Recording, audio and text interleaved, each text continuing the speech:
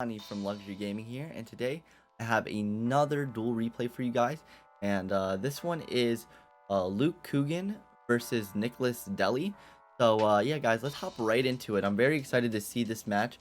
I haven't seen this one myself, so I'm very excited to see it. This is top 8 of LCS 8. So yeah, guys, let's hop right into it.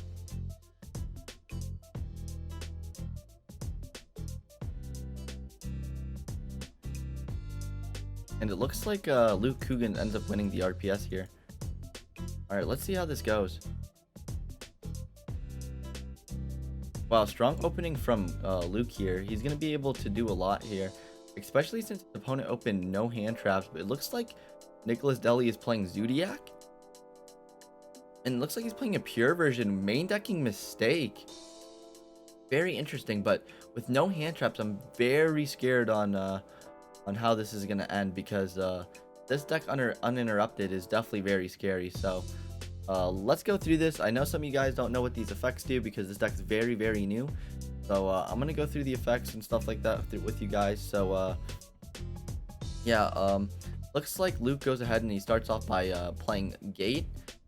After that, he reveals Lulu. So now Lulu gets to send any copy of a virtual world card from his deck to the grave that's different from a spell. So he's probably going to send a trap or a monster. Let's see which one he sends. So he sends the trap, and then Lulu's other effect gets to add him a monster. And at this point, he's going to go ahead and reveal Gigi targeting Lulu, and he's going to be able to send a spell to the graveyard this time. Gigi gets to add a virtual world monster from the grave to the hand on the end phase. And it looks like he's going to go ahead and make Stardust Charge Warrior to draw one card. And wow, what an amazing draw. Draws right into Desires. Goes ahead and uses Desires. And that gets him two cards. One of them being Gate and one of them being Ash. Really two strong cards. Gate effect on the field is you could target a face-up card on the field. Shuffle two of your virtual world banish cards into the deck. And then destroy that target on the field. So very strong card. And then its effect in the graveyard is you could banish it from the graveyard, target a virtual world on the field, increase or decrease its level by 3.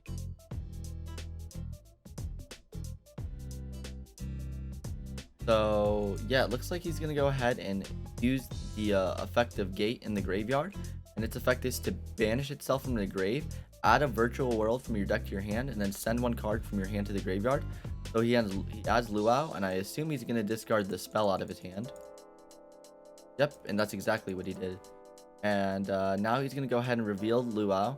Luau's effect is you can send one virtual world card from your deck to the graveyard. Obviously different types, so he's targeting the spell. So he's more than likely going to send a monster or a trap. Yep, he ends up sending a monster. Nyani is the monster that he ends up sending. And then its other effect is you can special summon one virtual world monster from your graveyard in defense position with a different name than the monster that you sent, but its effects are negated for the rest of the turn. So he's going to be able to summon back Gigi or Lulu here. Let's see which one he summons back. He summons back Gigi, and Luau is also a tuner, guys, so don't forget. And then he goes ahead and uses Nyani's effect. Its effect is if a level 3 monster is normal summoned or special summoned to your field while this card is in your graveyard, you can special summon it, and it becomes a tuner. So yeah, guys, so it summons itself to the field and it becomes a tuner. So now he's going to be able to synchro these two and synchro these two for 2 level 9s and more than likely make VFDs. So let's see what he does. Yep, he synchros those two. He summons Xian, okay, or Shenshi. Summons Crocosaur. He gets to draw one card off of that. And he also used the effect in Nyani. Its effect is when it's banished, you could target one of your other banished cards and shuffle it into the deck. So the cool thing is you could target one of your Desires cards and put it back into the deck. So he used Crocosaur Chainlink 1, Nyani to Chainlink 2. That was able to shuffle a banished card back into the deck. And then he was able to draw one card off of the Crocosaur. And yeah, that was really strong. Now he's able to make VFD. He's able to set his trap, and he does have 2 virtual worlds banished, so it's live. So yeah, it's looking really good for Luke right now. Standby phase, he uses VFD, and it looks like he gets hit with an ogre. Actually danger drawing that ogre. That was really, really strong. He goes ahead and he plays Desires. He gets hit with the Ash Blossom. Okay, let's see what he does next. He summons the Whiptail, and on this point, I think at this point you're supposed to let this go through. Let him summon XYZ monsters, and then after he summons a bunch of XYZ monsters, you can go ahead and use your trap to pop the monster. So let's see. So he summons Hammer Kong, and then he plays Barrage. Yeah, this is looking for this is looking really good for Luke. So he ends up using the trap to pop the Hammer Kong, and now all he needs to deal with is with this Trident. So he goes ahead and uses the spell, and its effect is you can banish a virtual world from your graveyard, target one face-up monster on the field, and negate its effect. So he's able just to negate that Trident for free. And then he chains the Trident, and then he gets met with the Gamma. Wow. So yeah, getting met with that Gamma is definitely going to hurt him a lot here. And now he's going to be able to use that spell to search, and once again, this time it's going to get stopped by the mistake. So that was really, really nice to have by Nicolas. And it looks like he's going to go ahead and chain the trap, and he's going to be able to pop it. So yeah, that was pretty much it. I think Nicolas seen the writing on the wall and just decided. So it looks like Nicolas is going to go first this time.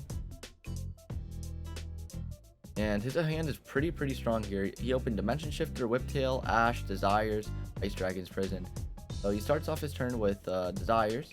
It doesn't look like he has any type of interruption for him. So he goes Desires, Chain Shifter, draws 2 cards, draws into Judgment and Nibiru. So now he has Judgment, Nibiru, Ice Dragon's Prison, Whiptail. Honestly, this is really looking good for him. So yeah. Goes ahead, summons Trident, obviously 4 summons to play around Nibiru, and set 2 and pass.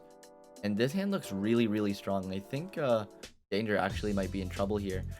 Wow, and it looks like he doesn't even do anything. I think he's waiting until the right moment, or waiting till he's off of Shifter, because yeah, obviously the Zoodiac struggles with killing, so he's basically turning that Shifter into a neg-1. That was really strong by Luke.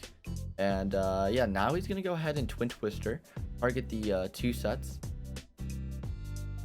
and he's gonna be met with his Solemn Judgment. Goes ahead and plays the spell, banishes the trap and targets the Trident to negate it. That forces the Trident, and I don't know how good popping that is, because now that spell is going to be able to search him for basically any virtual world card, and it gets hit with the Skullmeister here. So at this point he's going to summon Nyani, and I assume that he's going to reveal Gigi or Lily or even Lulu. So let's see. So he reveals Lulu, and I think he's going to get hit with an Ash Blossom. Yep, exactly. That's exactly what happened. And now Luke is going to be able to reveal Lily. And it looks like his opponent is thinking, and he let it go through. So Lily's going to go ahead and send the spell and the trap, summon itself. And at this point, he's going to use the trap effect to either increase or decrease the level of a monster on field. So he increased Nyani to level 6. He's going to overlay 2 monsters, and he's going to summon Ptolemaeus. Like, honestly, this has been... I've never seen M7 summoned in a long time. This is actually crazy. So he summons he summons the M7 to bounce back the Trident. That was really strong. Now he's going to be able to attack with that. Summon Zeus main phase too. Let's see if he's going to go ahead and use that Zeus effect. Doesn't, and it looks like Danger's actually struggling. Wow, and he just concedes. He just concedes. Wow. Wow. That was unreal. He was just so low on life because of Judgment and taking that damage with M7. That was nuts. Yeah, Luke Coogan takes that match. Wow, you guys really seen the power of virtual worlds there. Honestly, I think this deck is honestly the best deck of the format. That was really, really, really strong showcasing from Luke. You could see how much Danger struggled there. He opened Judgment, Shifter, Ash, Nibiru, Ice Dragons, and honestly, none of it really mattered. That's how crazy this deck is. Honestly, you just executed everything so perfectly. So, good job from Luke here, man. If you guys are interested in joining these tournaments, you guys should definitely go check out the Luxury Gaming tournament page. Okay. And LCS 9 is going to be on December 19th through 20th. So you guys should definitely go check that out. Like I said, it's going to be on the Luxury Gaming tournament page. And I want to give one last shout out to my sponsors, Imperial Gaming, MetaMats, and YGODaily.com. Imperial Gaming provided us the trophies, MetaMats provided us the mats, and YGO Daily provided us the boxes for the tournament. YGO Daily has some of the best deals for YGO singles, and they have some of the best deals for cases and sealed product. They're selling, I think, cases of Blazing Vortex pre-order for $5.75, and it's first come, first serve. The first 50 people, one case per person. So yeah, you guys should definitely go check them out. YGODaily.com. Once again, guys, YGODaily.com. Definitely go check them out. And yeah, with that said, Hani Jahari out.